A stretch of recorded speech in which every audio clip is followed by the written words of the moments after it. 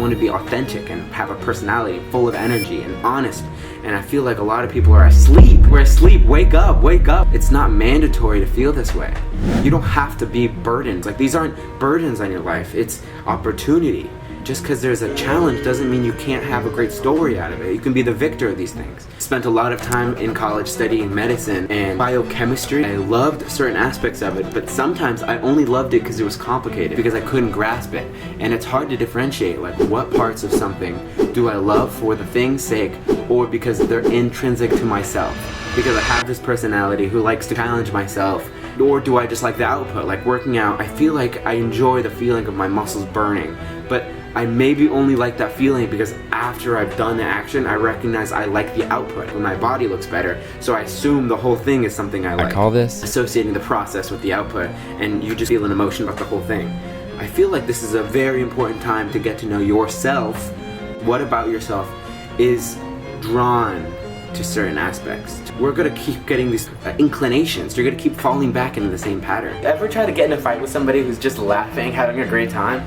It's like impossible. It's like impossible to compete with somebody that's just enjoying what they're experiencing. If you can go through life being more cognizant, I feel like you might have an advantage.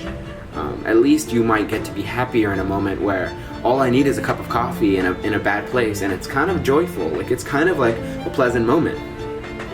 I'm currently in the lab on a Saturday, and I like being alone. I like considering hard, complex ideas and wearing my favorite shirt and being barefoot. I love this really thin pen, or I like the feeling of being in the ocean on like a surfboard, barely floating as I'm surrounded by gallons, tons of water, and nothing else. That feeling is beautiful. I like exploring. I like these things. But there's some weird dichotomy where I want to have this like lonely chapter in my life where I want to struggle and get through something hard, but I want to enjoy my life at the same time and have a nice cup of coffee every single day. Because if I'm not going to enjoy the climb, I'm not going to enjoy the plateau afterwards. Like, it's not going to be that joyful when I'm a millionaire, because I probably just wish I was at this spot in my life right now.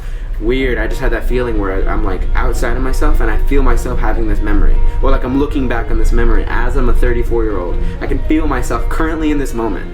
I had that recently too. It's a cool feeling. Like, think back to your most thought about memory.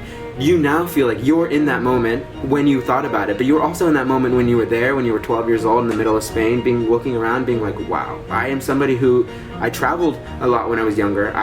My dad was in the military, so I went to so many different schools, and I reinvented myself so many times that I got to find aspects of my personality that I wasn't familiar with, but I got to see what other people liked and see what I liked in myself. That experimentation and honesty with yourself is really important. If you want to get what you want in life, you have to figure out what you want in the first place. I don't know, I hope you guys just sit down, write some stuff out. I honestly don't like journaling either. Like I say, I don't like these things, yet I'm gonna keep doing them over and over again because I like the output. So if I learn to like the output, I maybe like the process.